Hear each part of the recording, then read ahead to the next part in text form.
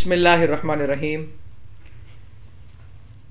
Rabbi यस्सिर वसहिल वला तुअस्सिर वतम्मिम bill खैरि वबिका नस्तईन। Rabbi यस्सिर वसहिल वला तुअस्सिर वतम्मिम bill खैरि वबिका नस्तईन। काफ़िया के असबाक का हम आगाज़ कर रहे हैं अल्लाह रब्बुल इज़्ज़त की हम्द के साथ, अल्लाह रब्बुल इज़्ज़त की तौफ़ीक़ के साथ।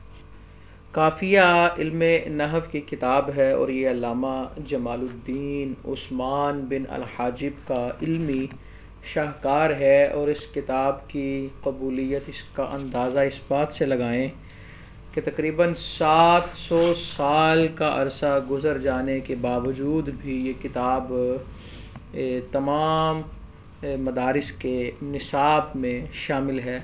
इल्म नहव के अंदर ये किताब अपनी शनाख्त आप रखती है। इस किताब का जो अंदाज़ है वो इंतहाई मुख्तसर है, इंतहाई सहल है। और इस किताब को अगर कोई तालिब इल्म अच्छी तरह से पढ़ ले तो ये किताब नहव के अंदर उसकी किफ़ायत करती है। इस किताब को पढ़ने वाले तलबा यकीनन इससे पहले हिदायतुन नहव और शरह मिअत आमिल और उससे पहले नहमीर पढ़ चुके हैं, यानी कि नहव के ज़रूरी कवायद, मरफ़ूआत, मंसूबात, मजरूरात, तवाबे वगैरह, अस्माए इशारात, अस्माए मौसूलात, अस्माए अफ़ाल वगैरह, ये सारी चीज़ें वो पढ़ तो चुके हैं। लेकिन काफ़िया के अंदर जब इन्हीं चीज़ों को दोबारा पढ़ा जाएगा तो पढ़ने का जो तरीक़ा है वो कदरे मुख्तलिफ होगा। काफ़िया को जब पढ़ाया जाता है तो अल्फाज की गहराइयों में गोता ज़नी की जाती है कि ये क्या है, क्यों है, क्या हो सकता है, क्या नहीं हो सकता, यानी कि एतराज़ात की शक्ल में काफ़िया को पढ़ाया जाता है। और इन एतराज़ात का फ़ायदा ये होता है कि तलबा जो साबक़ा नहवी कवायद पढ़ चुके हैं उन्हें इन एतराज़ात और जवाबात के ज़रिए वो सारे कवायद जो हैं उसकी याददाश्त, उनकी याददाश्त के लिए अच्छा है और वो सारे कवायद का इयादा होता रहता है और इजरा की अच्छी एक सूरत बन जाती है। और काफ़िया पढ़ने का अंदाज़ तलबा के ज़हनों में ये बात भी पैवस्त करेगा कि तलबा ने अपने ज़हनों को किस कदर वसी रखना है, यानी कि जितने एतराज़ात होंगे हमने एतराज़ात सुनने हैं और उन एतराज़ात का ठंडे दिमाग से जवाब देना है कि हो सकता है ये मुराद हो, और अपने माइंड को मुस्बत रखना है, पॉजिटिविटी की तरफ लाएंगे कि जब भी कोई एतराज़ ऐसा पैदा करे कहीं पर भी, ज़रूरी नहीं कि काफ़िया, किसी भी किताब में एतराज़ हो, किसी शख्स पे एतराज़ हो, आप पे अगर कोई एतराज़ करे या किसी के बारे कोई एतराज़ करे, तो ये सारे उलूम पढ़ने पढ़ाने का मकसद हमें तरीक़ा सीखना और सिखाना होता है। तो हमारे जहन में काफ़िया के असबाक आ जाने चाहिए कि हमने जब किसी मोतरिज़ ने एड़ी चोटी का ज़ोर लगा दिया इब्न हाजिब की इबारत पे एतराज़ करते हुए कि ये ख़राबी है, वो ख़राबी है, हमने हर एतराज़ का जवाब दिया और उस ख़राबी को रफ़ा किया। तो इससे जब कोई किसी की शख्सियत पे एतराज़ करे तो उसके एतराज़ को तस्लीम करते हुए उस एतराज़ की तकलीद नहीं करनी, बल्कि अपने ज़हन से सोचना है कि इस एतराज़ की कितनी सूरतें हो सकती हैं, या कितनी वजूह के बिना पर यह एतराज़ रफ़ा हो सकता है। उम्मीद है कि जिस चीज़ की तरफ मैं इशारा कर रहा हूँ वो चीज़ तलबा के ज़हनों में आ चुकी होगी, यानी कि मदरसा के तालिब इल्म का ज़हन वसी से वसी तर होना चाहिए, क्योंकि ये लफ्ज़ एक पढ़ते हैं तो बाल की खाल उतारने की सलाहियत रखते हैं। इसका मतलब क्या है कि ज़हन के अंदर इम्कानात बहुत ज़्यादा हैं, ज़हन के अंदर एहतमालात बहुत ज़्यादा हैं, ज़हन बहुत ज़्यादा वसी हो चुका है। यानी कि मदरसे के तालिब इल्म के बारे अगर ये कहा जाए कि ये तंग ज़हन का मालिक है, इसका मतलब ये है उसने अपने इल्म से सही तौर पे इस्तिफ़ादा नहीं किया। तो किताब की तरफ बढ़ते हैं। अल्लाह रब्बुल इज़्ज़त का नाम लिया और रसूल अकरम सल्लल्लाहु अलैहि वसल्लम की रहमत के भी तलबगार हैं, और अल्लाह से दुआ ये है कि अल्लाह रब्बुल इज़्ज़त हमें इस किताब की तकमील तक बखैर आफ़ियत पहुँचाए। बिस्मिल्लाहिर्रहमानिर्रहीम। अल कालिमतु, अल्लाह के नाम से शुरू जो बड़ा مہربان نہایت رحم کرنے والا۔ علامہ ابن حاجب نے اپنی کتاب کا آغاز اللہ کے نام سے کیا۔ حدیث پاک آئی کہ ہر وہ ذی شان کام جو اللہ کے نام کے بغیر شروع کیا جائے وہ ادھورا ہوتا ہے۔ تو اس حدیث پاک کی اتباع کرتے ہوئے علامہ ابن حاجب نے اپنی اس کتاب کا آغاز اللہ کے نام سے کیا، بسم اللہ الرحمن الرحیم۔ لیکن اللہ کا نام لے کر فوراً انہوں نے الکلمہ کا متن لکھا۔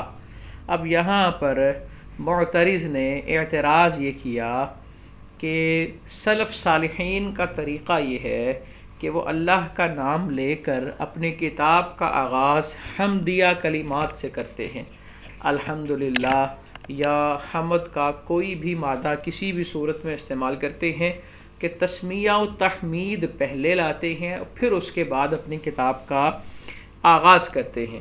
اب معترض یہ اعتراض کرتا ہے کہ علامہ ابن حاجب نے سلف صالحین کے طریقہ کی مخالفت کیوں کی؟ تو اس کا جواب ہم یہ عرض کریں گے کہ علامہ ابن حاجب نے کسر نفسی کے پیش نظر سلف صالحین کی اتباع نہیں کی، یعنی کہ علامہ ابن حاجب نے اپنی کتابوں کو سلف صالحین کے کتابوں کے مقابلے میں شمار نہیں کیا اور کسر نفسی کرتے ہوئے کہ کہاں سلف صالحین اور کہاں میری یہ کتاب، تو اس لیے انہوں نے سلف صالحین کی ریس نہیں کی، اتباع نہیں کی کہ انہوں نے اپنی کتاب کو حقیر جانا اور سلف صالحین کی کتاب کو اعلیٰ جانا۔ اب اس جواب کے بعد بھی معترض خاموش نہیں بیٹھا، وہ پھر کہتا ہے کہ دیکھیں کہ جب حدیث پاک آ رہی ہے کہ ہر وہ ذیشان کام جو اللہ کی حمد کے بغیر شروع کیا جائے وہ ادھورا ہوتا ہے، تو یہاں پر کسر نفسی کا تقاضا تو یہ تھا کہ کتاب کو الحمدللہ سے شروع کرتے۔ کسر نفسی کا تقاضا، عاجزی کا اظہار تو اسی میں تھا نا کہ اللہ کے رسول صلی اللہ علیہ وآلہ وسلم کے فرمان پہ عمل ہوتا۔ تو یہ کیسی عاجزی ہے کہ فرمان پہ عمل نہیں کیا اور الکلمہ سے کتاب کو شروع کر دیا؟ تو ہم جواباً یہ کہیں گے کہ حدیث پاک میں آیا کہ ہر وہ کام جو اللہ کی حمد کے بغیر شروع کیا جائے وہ ادھورا ہے، تو حدیث میں کہیں یہ تو نہیں لکھا کہ حمد لکھی جائے، حمد کی کتابت کو تو ضروری قرار نہیں دیا گیا نا۔ حمد کی کتابت، حمد کو لکھنا، یعنی کہ کام کا آغاز شروع کریں، کام شروع کریں، کسی بھی کام کا آغاز کریں تو اللہ کی حمد سے کریں۔ وہاں یہ نہیں آیا کہ حمد لکھ کر کریں۔ یقیناً علامہ ابن حاجب نے جب کتاب شروع کی ہوگی تو اپنی زبان سے اللہ کی حمد کی ہوگی، تو اس حدیث پہ تو عمل ہو رہا ہے۔ یعنی کہ ابتدا کی یہاں ہم دو قسمیں کریں گے کہ ایک ابتدا ہوتی ہے لفظاً اور ایک ہوتی ہے کتابتاً، تحریراً، کہ ابن حاجب نے تحریری طور پہ تو الحمدللہ نہیں لکھا تاکہ بزرگان دین کی کتاب کی طرز پہ یہ کتاب نہ ہو، یہ ان کی کسر نفسی ہے، اور اپنی زبان سے انہوں نے رب کی حمد یقیناً کی ہوگی، اور اس سے اس حدیث پہ بھی عمل ہو گیا کہ ہر وہ کام جو اللہ کی حمد کے بغیر ہو وہ ادھورا ہوتا ہے۔ تو ابن حاجب نے اللہ کی حمد کی ہے زبان سے، اسے احاطہ تحریر میں نہیں لائے، یعنی کہ اس طرح اس جواب سے معترض کے جو اعتراضات ہیں وہ رفع ہو جاتے ہیں۔ علامہ ابن حاجب کی چونکہ یہ کتاب جو مختصر ہے یہ نحو کے بارے میں، علم نحو کے متعلق ہے، تو اعتراض یہ ہوگا کہ ابن حاجب جو ہیں یہ کتاب کا آغاز کر رہے ہیں الکلمۃ لفظ وضع لمعنى، کہ کلمہ ایسا لفظ ہے جسے وضع کیا جائے لمعنى مفردا، معنی مفرد، جسے وضع کیا گیا ہے ایسے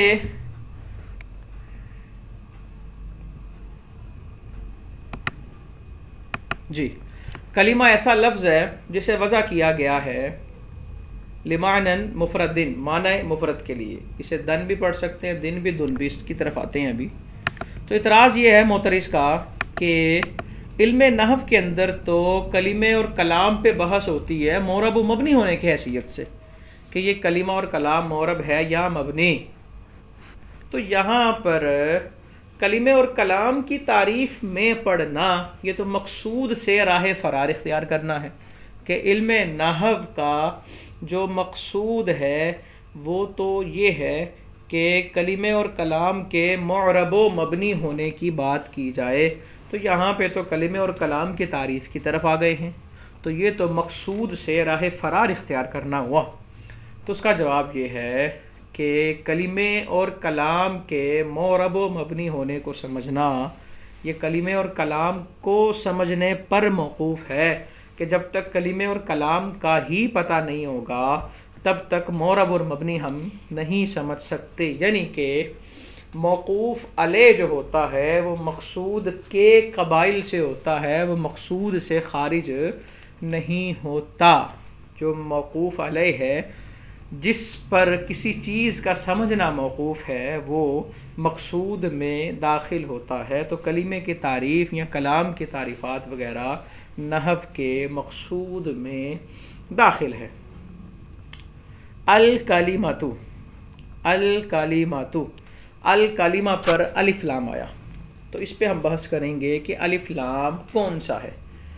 تو جب بھی یہ سوال ہو کہ یہ چیز کون سی ہے تو دیکھا یہ جائے گا کہ کون کون سے احتمالات ہیں کہ کیا کیا ہو سکتا ہے. وہ ساری چیزیں ذہن میں آئیں گی، پھر ہم کہیں گے یہ امکان میں ہے داخل، یہ امکان میں داخل نہیں. دیکھیں الف لام کی ابتدا دو قسمیں ہیں، الف لام اسمی اور الف لام حرفی. الف لام اسمی وہ ہوتا ہے جو اسم فاعل یا اسم مفعول پر داخل ہو، اور جو ان کے علاوہ اسماء پہ داخل ہوتا ہے وہ الف لام حرفی ہوتا ہے. تو اب الکلمہ، کلمہ جو صیغہ ہے یہ نہ اسم فاعل کا ہے نہ ہی اسم مفعول کا. تو یہ بات طے ہو گئی کہ جو الف لام ہیں یہ اسمی نہیں. اچھا تو پھر حرفی ہے.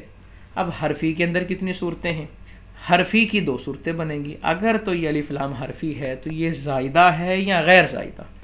زائدہ کا مطلب اس کا معنی کوئی نہیں، اور غیر زائدہ کا مطلب کہ اس کا معنی ہے. اچھا اگر الف لام کو ہم کریں زائدہ تو یہ بات درست نہیں، کیونکہ کلمہ یہ مقام ابتدا ہے اور مبتدا کے لیے معرفہ ہونا ضروری ہے. الف لام کو اگر ہم زائدہ قرار دے دیں گے تو یہاں پہ تعریف جو ہے اس کا معرفہ ہونا یہ ختم ہو جائے گا. تو یہ بات طے ہوئی کہ الف لام یہاں پہ زائدہ نہیں. اچھا تو اس کا مطلب ہے الف لام غیر زائد ہوگا. اب الف لام غیر زائد ہے تو غیر زائد الف لام کی کتنی صورتیں ہیں؟ تو 4 صورتیں بنیں گی. نمبر 1 یہ جنسی ہے، نمبر 2 یہ استغراقی ہے، نمبر 3 عہد خارجی ہے، اور نمبر 4 عہد ذہنی. الف لام جنسی کا مطلب یہ ہے کہ جس میں افراد کی تعداد کو قطع نظر رکھا جاتا ہے اور چیز کی حقیقت کو بیان کیا جاتا ہے. جیسا کہ مثال دی جاتی ہے الرجل خیر من المرأة، کہ مرد جو ہے وہ عورت سے بہتر ہے. یہ الف لام جنسی ہے. اچھا جی الف لام استغراقی. الف لام استغراقی کا مطلب ہے جس میں وہ جو جمیع افراد کو شامل ہوتا ہے. جیسا کہ مثال اس کی بنے گی ان الانسان لفی خسر. اب الانسان پر جو الف لام ہے اس سے جمیع انسان، تمام انسان مراد ہیں. عہد خارجی سے مراد وہ الف لام ہوتا ہے جو متکلم، یعنی کہ عہد خارجی سے مراد ہے اس الف لام جس اسم پہ آیا، اور عہد خارجی کا اس کا مطلب ہے کہ متکلم اور مخاطب کے نزدیک اس سے کوئی خاص مراد ہے، کوئی خاص چیز مراد ہے. جس طرح فعصا فرعون الرسول. اب اس رسول سے خاص رسول جو ہیں وہ مراد ہیں. تو یہ الف لام عہد خارجی کا. الف لام عہد ذہنی کا ہوتا ہے جس سے کوئی عام مراد، یعنی کہ کوئی بھی مراد ہو. جس طرح کہ قرآن میں ہی اس کی مثال آئے گی فَأَخَافُ أَن يَأْكُلَهُ الذِّئْبُ.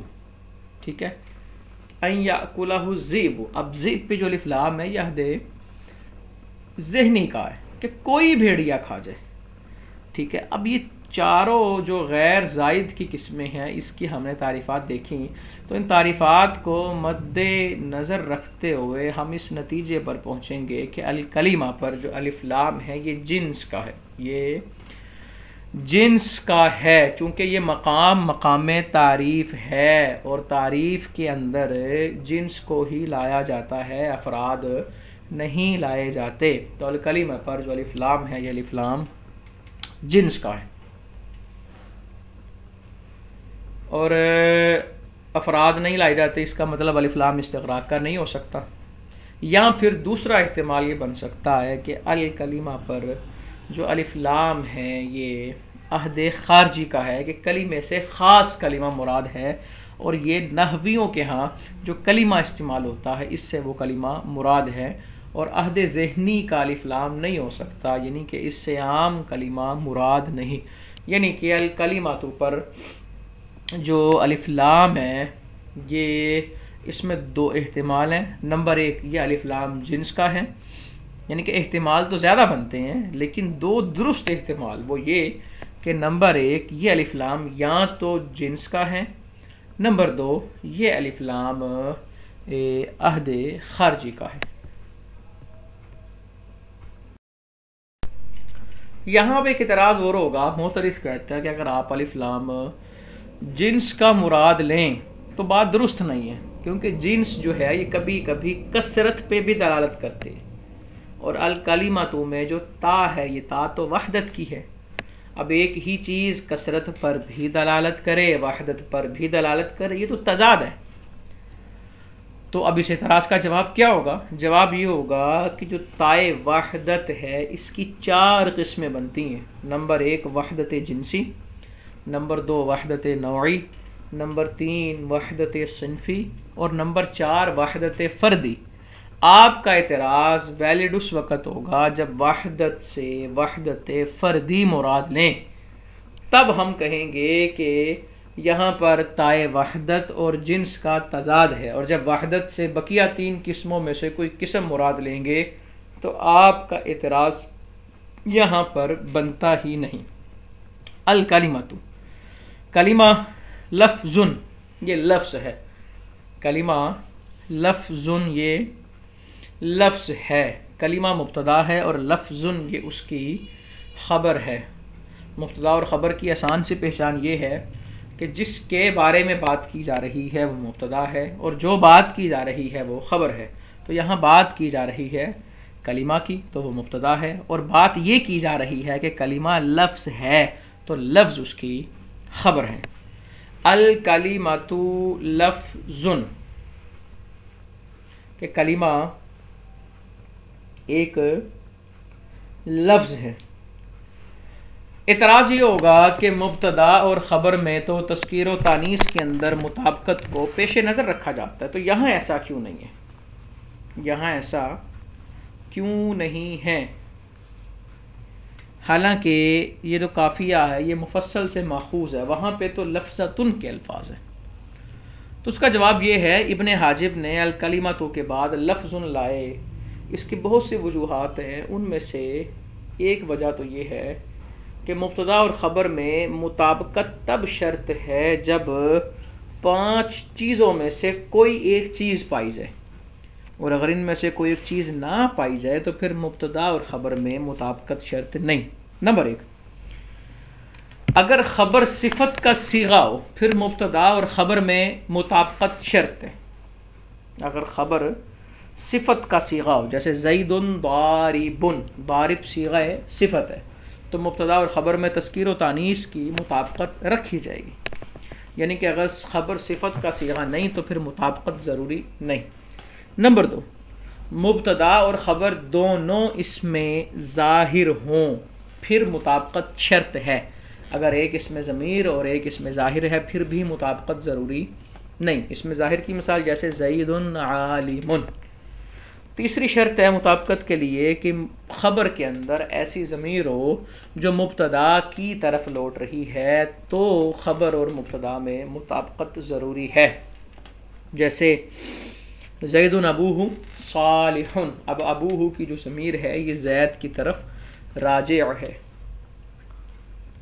چوتھی شرط یہ ہے کہ خبر ایسا صیغہ صفت نہ ہو جو مذکر و مؤنث کے لیے یکساں استعمال ہوتا ہے، یعنی کہ اگر خبر ایسا صیغہ صفت ہے جو مذکر و مؤنث کے لیے یکساں استعمال ہوتا ہے تو اب بھی دونوں میں مطابقت جو ہے وہ شرط نہیں. جیسا کہ ایک لفظ ہے الصبور، اب یہ مذکر کے لیے بھی استعمال ہوتا ہے اور مؤنث کے لیے بھی استعمال ہوتا ہے.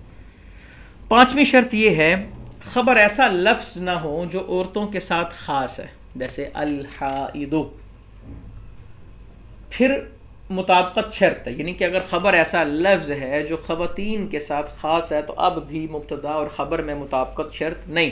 تو لفظ یہ مصدر ہے، تو مصدر کے بارے قاعدہ یہ ہے کہ مصدر نہ مذکر ہوتا ہے نہ مؤنث، یعنی کہ مذکر کے لیے بھی یہی بولا جاتا ہے اور مؤنث کے لیے بھی یہی بولا جاتا ہے. تو ہم نے شرائط جو پڑھی ان شرائط میں سے یہاں کوئی شرط نہیں پائی جا رہی، تو اس کا مطلب یہ ہے یہاں مبتدا اور خبر میں تذکیر و تانیث کی مطابقت کا لحاظ رکھنا ضروری نہیں. الکلمۃ لفظ، لفظ کی تعریف کیا ہے؟ تو ما یتلفظ بہ الانسان، لفظ کا تو لفظی معنی ہوتا ہے رمج، پھینکنا، پھینکنا. تو لفظ کی تعریف ہے ما یتلفظ بہ الانسان، جس کا انسان تلفظ کرے وہ لفظ ہے. معترض پھر چپ نہیں بیٹھا، معترض گویا ہوا کہ اس کا مطلب یہ ہے کہ جو فرشتوں کی گفتگو ہے، جنات کی گفتگو ہے، اللہ کا کلام ہے، وہ تو پھر کلمہ نہ ہوا کیونکہ وہ لفظ نہیں. کیوں لفظ نہیں؟ کیونکہ آپ نے لفظ کی تعریف یہ کی کہ جس کا انسان تلفظ کرے. تلفظ تو اس کا انسان نے نہیں کیا، یعنی کہ یوں کہہ لیں کہ لفظ کلمہ کی جو تعریف ہے وہ جامع نہیں، یا لفظ کی جو تعریف ہے وہ جامع نہیں رہی، لفظ کی تعریف جامع نہیں رہی، کیونکہ اس تعریف میں جنات کا، فرشتوں کا کلام داخل نہیں ہو رہا. تو ہم جواب یہ دیں گے آپ نے ہماری تعریف پہ غور نہیں کیا. اگر غور کیا ہوتا تو آپ اعتراض ہی نہ کرتے. ہم نے تعریف یہ کی ما یتلفظ بہ الانسان، جس کا انسان تلفظ کرے. اب ہم آپ سے یہ پوچھتے ہیں کیا جنات کا جو کلام ہے انسان اس کا تلفظ کر سکتا ہے یا نہیں؟ آپ کہیں کر سکتا ہے. فرشتوں کا جو کلام ہے انسان اس کا تلفظ کر سکتا ہے یا نہیں؟ کر سکتا ہے. رب کا جو کلام انسان اس کا تلفظ کر سکتا ہے یا نہیں؟ کر سکتا ہے. تو اس کا مطلب یہ ہے لفظ کی تعریف جامع ہے اور تمام افراد پہ یہ مشتمل ہے. بس اس تعریف کو آپ اگر غور سے سمجھیں گے تو یہ اعتراض ختم ہو جائے گا، یہ اعتراض وارد ہی نہیں ہوگا. اچھا جی، الکلمۃ لفظ، یہ لفظ جب کہا نا، لفظ کہا تو پیچھے الکلمہ کہا نا، لفظ لفظ ہے. تو اس لفظ سے، اس لفظ کے اندر وہ چیزیں خارج ہو گئی جو جس کا انسان تلفظ نہیں کرتا. جیسا کہ دوال اربعہ، دوال اربعہ کو کلام یا کلمہ نہیں کہا جائے گا کیونکہ وہ لفظ نہیں ہے. دوال اربعہ عقود، خطوط، نصب، اشارات، سڑک پہ اشارے بنے ہوتے ہیں جو اشارے بتا رہے ہوتے ہیں کہ آپ نے یہاں مڑنا ہے، یہاں رکنا ہے، یہاں یہ کرنا ہے، تو وہ لفظ سے نکل گئے کیونکہ ان کا تلفظ نہیں ہوتا.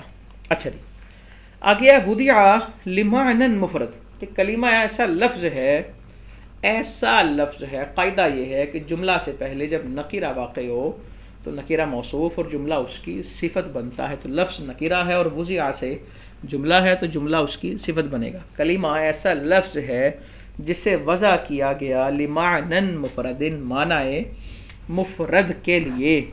اب اسے یہ مفردن، دن، دن تینوں طرح لکھا ہے، اس کو سمجھیں.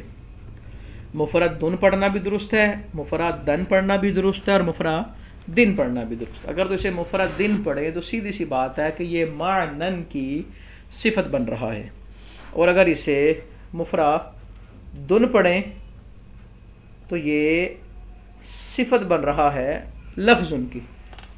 اچھا جی، اور اگر اسے مفرد دن پڑھیں تو یہ حال بنے گا وضع کی ضمیر سے، اب حال بنانے پہ اعتراض ہوگا. اعتراض یہ ہوگا کہ یا بلکہ یہ بات سمجھیں کہ لفظ کی وضع پہلے ہوتی ہے، پھر اس کا مفرد اور مرکب ہونا یہ بعد میں ہوتا ہے. یعنی کہ پہلے لفظ کو بنایا جاتا ہے، پھر اسے مفرد رکھنا ہے، مرکب رکھنا ہے، کیا کرنا ہے، یہ بعد کی باتیں ہیں.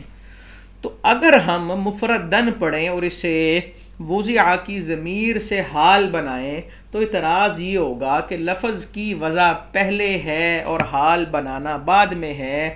حال اور ذوالحال کے اندر زمانے کا اتحاد ضروری ہے کہ ذوالحال اور حال، کوئی حال تب بن سکتا ہے جب ذوالحال اور اس کا زمانہ ایک ہو.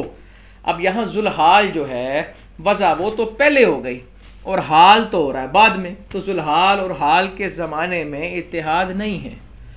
تو اس کا جواب ہم یہ کہیں گے کہ جناب تقدم